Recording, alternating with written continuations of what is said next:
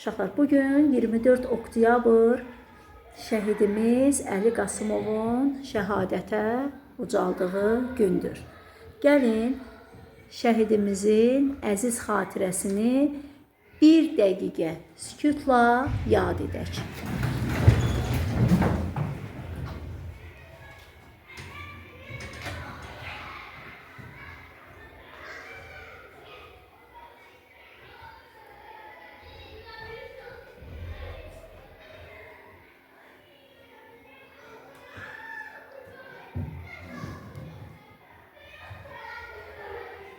Allah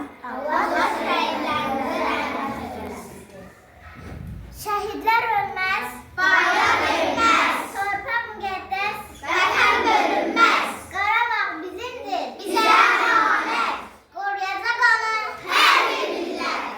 Yaşasın Azərbaycan. Allah şəhidlərimizə rəhmət eyləsin. Əyləşin.